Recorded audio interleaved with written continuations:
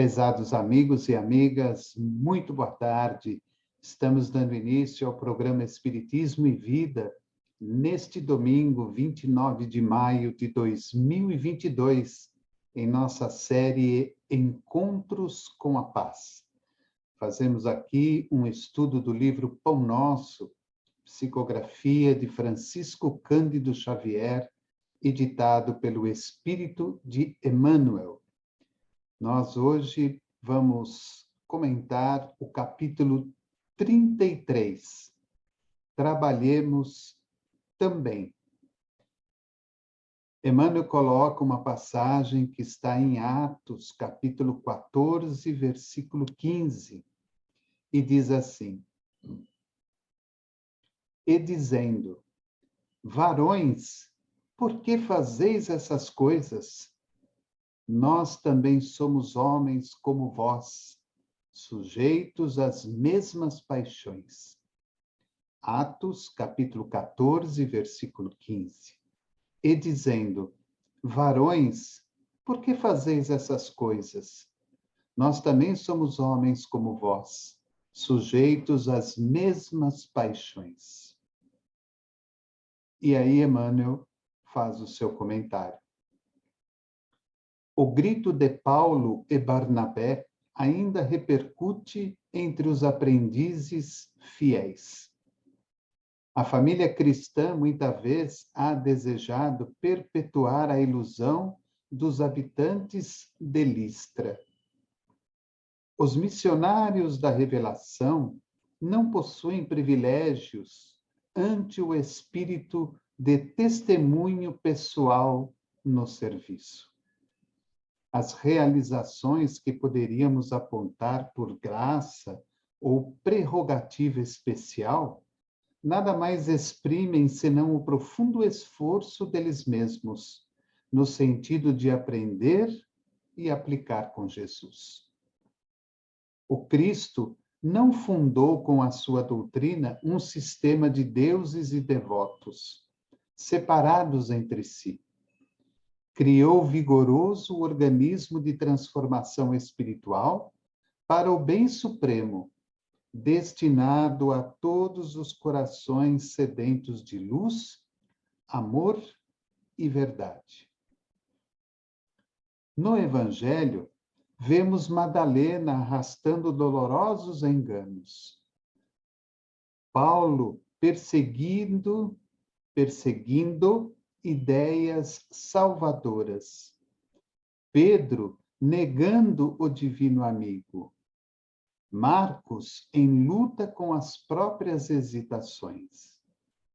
Entretanto, ainda aí, contemplamos a filha de Magdala, renovada no caminho redentor. O grande perseguidor, convertido em arauto da Boa Nova. O discípulo frágil, conduzido à glória espiritual, e o companheiro vacilante, transformado em evangelista da humanidade inteira. O cristianismo é fonte bendita de restauração da alma para Deus. O mal de muitos aprendizes procede da idolatria a que se entregam, em derredor dos valorosos expoentes da fé viva, que aceitam no sacrifício a verdadeira fórmula de elevação. Imaginam-nos em tronos de fantasia e rojam-se-lhes aos pés, sentindo-se confundidos, inaptos e miseráveis, esquecendo que o Pai concede a todos os filhos as energias necessárias à vitória. Naturalmente, todos devemos amor e respeito aos grandes vultos do caminho cristão. Todavia, por isto mesmo, não podemos olvidar que Paulo e Pedro, como tantos outros, saíram das fraquezas humanas para os dons celestiais, e que o planeta terreno é uma escola de iluminação, poder e triunfo, sempre que buscamos entender-lhe a grandiosa missão. Muito significativo essa passagem do livro Pão Nosso, no capítulo 33, trabalhemos também, porque o nosso querido Emmanuel vem nos fazer um relato, vem refrescar a nossa memória com relação às grandes personalidades do cristianismo e até de outros setores religiosos ou da própria humanidade que passaram pela Terra. Olhamos para essas pessoas, muitas vezes, e as vemos única e simplesmente como grandes espíritos, grandes missionários. Mas nós nos esquecemos de estudar-lhes a própria vida. A vida que cada um deles teve até chegarem ao cume da sua própria iluminação. Esse fato ocorrido mediante os habitantes de Listra, onde Paulo e Barnabé gritam àqueles que ali estavam lhes escutando: varões, por que fazeis essas coisas? Nós também somos homens como vós, sujeitos às mesmas paixões.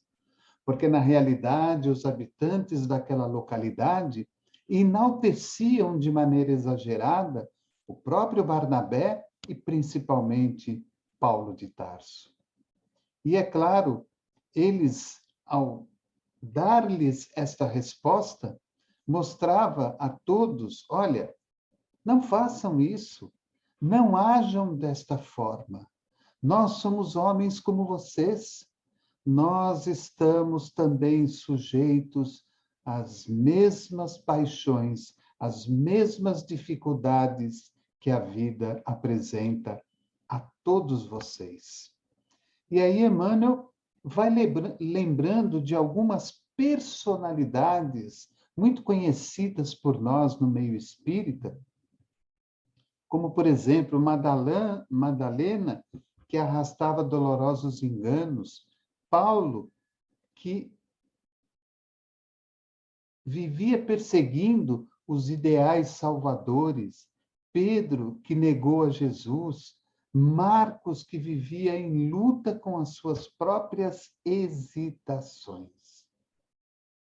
E aí ele lembra que essas personalidades citadas aqui por ele, cada uma delas tem uma história de vida, desde o seu nascimento até o instante em que começaram a se converter, não simplesmente, como muitas pessoas acreditam, por um milagre que tenha acontecido em suas vidas, mas que começaram a se iluminar mediante o trabalho que começaram a realizar dentro de si mesmas. E aí ele lembra a filha de Magdala, que era Madalena, renovada no caminho redentor. Paulo, perseguidor convertido em arauto da Boa Nova. Pedro, o discípulo frágil conduzido à glória espiritual. E Marcos, aquele companheiro vacilante, transformado em evangelista da humanidade inteira. E aí ele acrescenta: o cristianismo é fonte bendita de restauração da alma para Deus. Ou seja, os ensinamentos do Cristo, os ensinamentos do cristianismo, renova-nos a todos nós integralmente para uma vida diferente, para uma vida melhor. É muito comum de nós, seres humanos, enaltecermos ou colocarmos determinadas personalidades em determinados altares, da qual elas mesmas não se sentem à vontade em ali estarem, porque elas sabem perfeitamente a dificuldade que foi para que elas pudessem crescer e evoluir. Nós, muitas vezes, quando olhamos para essas personalidades e vemos o trabalho, o esforço, a dedicação, o carinho, a fé que elas apresentam, nos sentimos, muitas vezes, confundidos em nossos objetivos, em nossos ideais, inaptos a qualquer tipo de atividade, ou até mesmo algumas pessoas se acham, como diz Emmanuel, como verdadeiros miseráveis perante o contexto da própria vida. E nós sabemos perfeitamente que ninguém, absolutamente ninguém, por uma lei natural de Deus, ninguém chega ao cume da elevação, ao cume da iluminação, sem que tenha feito um trabalho íntimo e pessoal consigo mesmo. Por que será que Emmanuel coloca o título Trabalhemos também? Se nós olharmos se nós olharmos Madalena, olharmos Pedro, olharmos Paulo, olharmos Marcos e tantos outros aí que foram os grandes vultos do cristianismo, nós vamos observar, como diz o próprio Emmanuel, que todos eles saíram das fraquezas humanas, espíritos decaídos, espíritos que muitas vezes ainda se mantinham envolvidos completamente nas questões materiais da vida, nas ilusões da vida, nos gozos da vida, nas satisfações da vida material, e que foram ali resgatados por Jesus, que deu-lhes uma oportunidade de escolha para que pudessem, a partir desse momento, renovarem as suas vidas. Mas a renovação, ela não foi feita num estalar de dedos, como se Jesus chegasse a eles e dissesse: olha, vamos renovar a vida? E eles dissessem: sim, vamos renovar. E aí, num toque de mágica, num estalar de dedos, Jesus modifica a vida daquele indivíduo. Não, sabemos perfeitamente que não foi assim.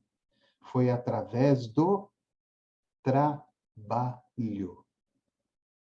O trabalho que fazemos em nós e o trabalho que fazemos ao redor de nós, com tudo e com todos aqueles que estão próximos. Por isso que Emmanuel coloca como título: Trabalhemos também, mostrando-nos que essas grandes personalidades, esses grandes vultos, trabalharam para poderem chegar no posto em que chegaram. E olha que nós estamos falando aqui de 4 personalidades, mas nós poderíamos abrir esse leque dentro da doutrina espírita para inúmeras outras personalidades. Podemos sair da doutrina espírita, partir para outros segmentos religiosos, partir para a história da humanidade e em todos os grandes vultos desses locais nós vamos encontrar pessoas que tiveram uma vida frágil, difícil, de muito esforço, de muita luta, e que através do trabalho, do exemplo, chegaram à luz.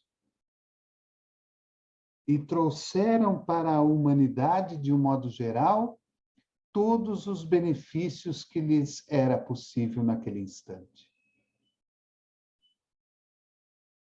E o que me chama a atenção no final do capítulo é que Emmanuel nos fala que o planeta Terra é uma escola de iluminação, de poder e triunfo, sempre que buscamos entender-lhe a grandiosa missão.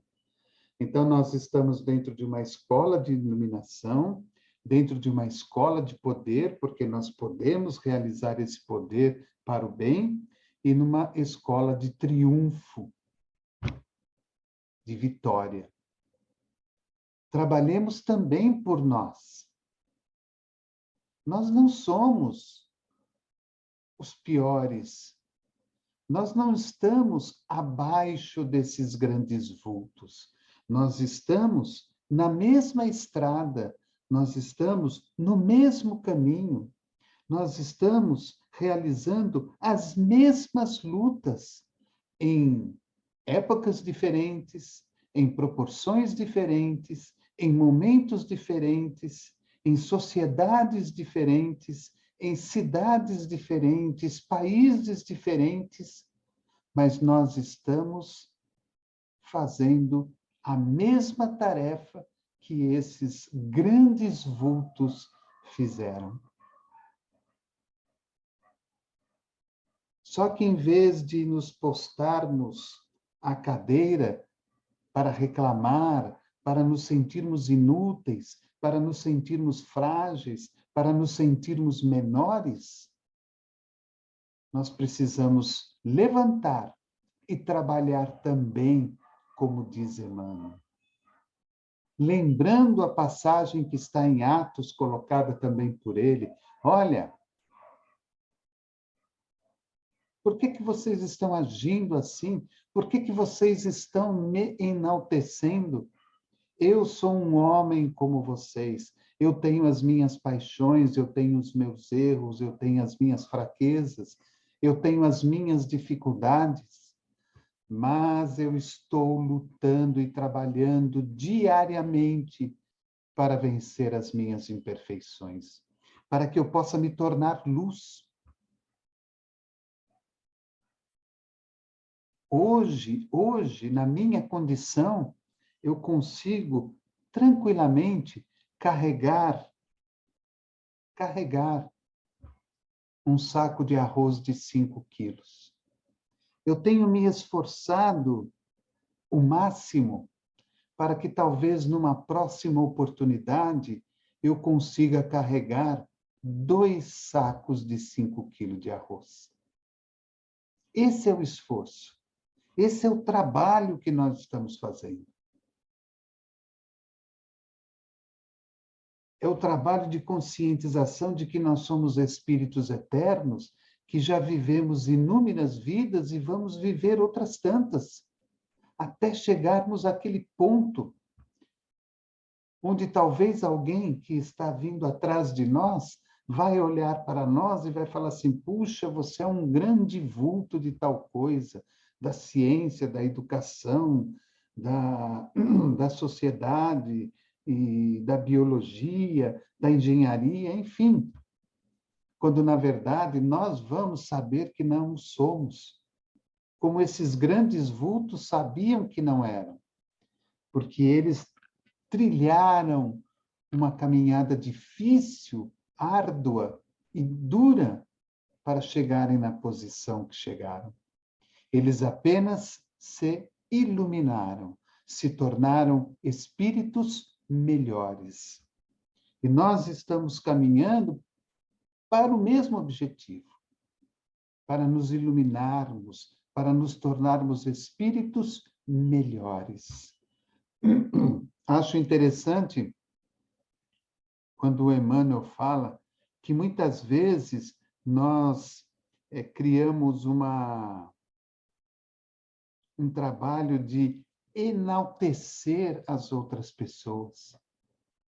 Eu me lembro também da convivência com o Chico, que normalmente ele não gostava de muitos elogios.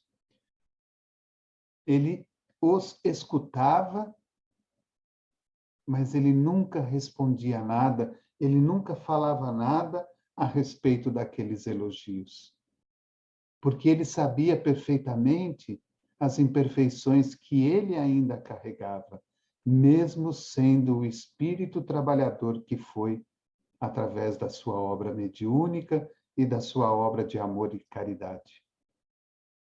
Então, nós temos que ter essa conscientização de sabermos quem somos e o que carregamos, mas saber também que nós estamos trabalhando diariamente, constantemente, para sermos espíritos melhores. Então fica aí a nossa mensagem de hoje, capítulo 33 do livro Pão Nosso. Trabalhemos também. Vamos sim trabalhar, vamos continuar trabalhando, vamos continuar fazendo a nossa parte. Seja o que for que você faça, faça o melhor que você puder. Seja o que for que você faça, faça o melhor que você puder. Você só pode trabalhar no passe uma vez por semana? Ótimo. Que as pessoas se sintam revigoradas com o seu passe. Tal o empenho, a dedicação e o amor que você deposita nele. Faça o melhor que você puder. E caminhe, continue caminhando, para que a nossa estrada ela diminua cada vez mais e a distância do que somos hoje para aquilo que queremos amanhã seja cada vez menor. E que a gente se torne, não um grande vulto, mas que a gente se torne, como esses aqui mencionados por Emmanuel, espíritos de luz, que fizeram por si e fizeram por tudo e por todos que estavam ao redor de cada um deles. Desejo a todos um bom final de domingo. Daqui a pouquinho, às 20 horas, a nossa série, o estudo sistematizado do Evangelho segundo o Espiritismo, e que todos tenham uma semana abençoada, alegre, feliz, repleta de muita saúde, de muita paz e de muita felicidade. Programa Espiritismo e Vida, simples, objetivo e constante. Um abraço e que Jesus abençoe a todos.